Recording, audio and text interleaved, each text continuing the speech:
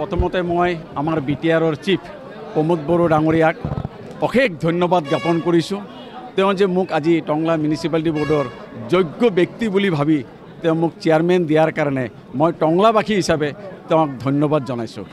আৰু মই টংলা 4টা ৱাৰ্ড আছে, 1 নম্বৰ 2 নম্বৰ 3 নম্বৰ 4 নম্বৰ। এই 4টা ৱাৰ্ডৰ বহুত সমস্যা আছে। এই সমস্যাখিনি সেই ৱাৰ্ডৰ মানুহখিনিক লৈ ফালে মই কথা পাতি সমস্যাৰ সমাধান কৰিম বুলি মই আশা ৰাখিছোঁ। আৰু মই টংলাবাসী ৰাইজক এটা জনাব পাই সুখী হৈছোঁ।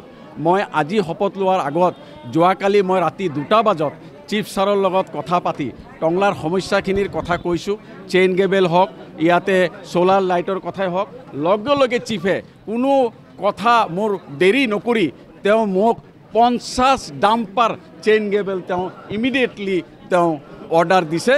টংলাক ৰাখি ৰাইজৰ কাৰণে যিখিনি পানীৰ সমস্যা আছে সেই চেইন গেবেল দি ফালে নালা নৰ্দমা চাফ কৰিবৰ কাৰণে তেওঁ মোক আশ্বাস দিছে। আৰু সেইকাৰণে মই প্ৰমোদ বড়ো ডাঙৰীয়াৰ তেওঁ টংলাৰ প্ৰতি তেওঁৰ এটা বিৰাট ইচ্ছা আছে। টংলা এটা পুৰণি চহৰ, এই চহৰখন টংলা মানে ইণ্ডিয়াৰ ভিতৰত, অসমৰ ভিতৰত এই টংলা চহৰখন কেনেকৈ আমি আগুৱাই লৈ যাব পাৰোঁ। আৰু তেওঁ মোক কালি ৰাতি এটা কথা কৈছে, তেওঁ স্বামী বিবেকানন্দৰ এটা প্ৰকল্প ইয়াতে হাতত লৈছিল আৰু মোক কৈছিল যে ইয়াতে বিঘা, মই কৈছোঁ ছাৰ 4 বিঘা মাটি টাউন কমিটিৰ আণ্ডাৰত আছে, অতি সোনকালে এই স্বামী বিবেকানন্দৰ এইটো কাম তেওঁ প্ৰকল্প আধাৰ মানে স্থাপন কৰিব বুলি তেওঁ মোক আশা দিছে। মই অহাকালিৰ পৰা আমি বিভিন্ন ৱাৰ্ডত টংলাৰ পৌৰসভাৰ আমাৰ বিভিন্ন পদাধিকাৰীক লৈ তাতে ৱাৰ্ডৰ ৰাইজক লৈ আমি এটা আলোচনা কৰিম আৰু ৰাইজৰ লগত মত বিনিময় আমি কৰিম। কি সমস্যাখিনি আছে সেই সমস্যাখিনিৰ বুজ লৈ আমি এটা ৱাৰ্ডত 1 সপ্তাহ আমি কাম কৰিম বুলি আমি প্ৰতিজ্ঞাবদ্ধ কৰিছোঁ। মই আপোনালোকক জনাবলৈ মানে সুখী হ'ম যে মোৰ আৰু কাৰ্যকাল 3-4 মাহ আছে। এই 3-4 মাহত মই এনেকুৱা কাম কৰি যাম বুলি আশা ৰাখিছোঁ। টংলাৰ মানুহে যেন আগলৈ এটা কমল চৌধুৰী চেয়াৰমেন আছে বুলি সেইটো তেওঁলোকে মনত পেলাই বুলি মই প্ৰথমতে মই আমাৰ বিটিআৰৰ চিফ প্ৰমোদ বড়ো ডাঙৰীয়াক অশেষ ধন্যবাদ জ্ঞাপন কৰিছোঁ। তেওঁ যে মোক আজি টংলা মিউনিচিপালিটি বোৰ্ডৰ যোগ্য ব্যক্তি বুলি ভাবি তেওঁ মোক চেয়াৰমেন দিয়াৰ কাৰণে মই টংলাবাসী হিচাপে তেওঁক ধন্যবাদ জনাইছোঁ।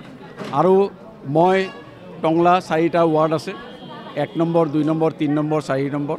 এই 4টা ৱাৰ্ডৰ বহুত সমস্যা আছে। এই সমস্যাখিনি সেই ৱাৰ্ডৰ মানুহখিনিক লৈ ফালে মই কথা পাতি সমস্যাৰ সমাধান কৰিম বুলি মই আশা ৰাখিছোঁ।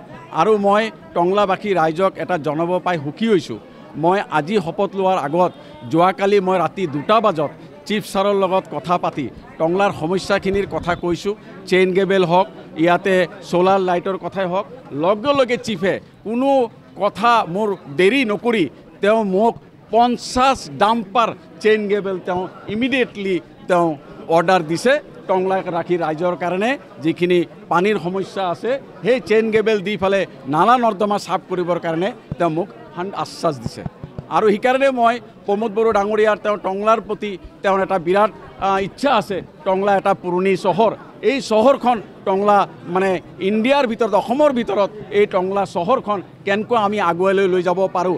আৰু তেওঁ মোক কালি ৰাতি এটা কথা কৈছে, তেওঁ স্বামী বিবেকানন্দৰ এটা প্ৰকল্প ইয়াতে হাতত লৈছিল আৰু মোক কৈছিল যে ইয়াতে বিঘা, মই কৈছোঁ ছাৰ 4 বিঘা মাটি টাউন কমিটিৰ আণ্ডাৰত আছে, অতি সোনকালে এই স্বামী বিবেকানন্দৰ এইটো কাম তেওঁ প্ৰকল্প আধাৰ মানে স্থাপন কৰিব বুলি তেওঁ মোক আশা দিছে। মই অহাকালিৰ পৰা আমি বিভিন্ন ৱাৰ্ডত টংলাৰ পৌৰসভাৰ আমাৰ বিভিন্ন পদাধিকাৰীক লৈ তাতে ৱাৰ্ডৰ ৰাইজক লৈ আমি এটা আলোচনা কৰিম আৰু ৰাইজৰ লগত মত বিনিময় আমি কৰিম। কি সমস্যাখিনি আছে সেই সমস্যাখিনিৰ বুজ লৈ আমি এটা ৱাৰ্ডত 1 সপ্তাহ আমি কাম কৰিম বুলি আমি প্ৰতিজ্ঞাবদ্ধ কৰিছোঁ। মই আপোনালোকক জনাবলৈ মানে সুখী হ'ম যে মোৰ আৰু কাৰ্যকাল 3-4 মাহ আছে। এই 3-4 মাহত মই এনেকুৱা কাম কৰি যাম বুলি আশা ৰাখিছোঁ। টংলাৰ মানুহে যেন আগলৈ এটা কমল চৌধুৰী চেয়াৰমেন আছে বুলি সেইটো তেওঁলোকে মনত পেলাই বুলি মই যিকোনো খবৰৰ বাবে যোগাযোগ কৰক 7099017330 লগতে 7099017110 নম্বৰত।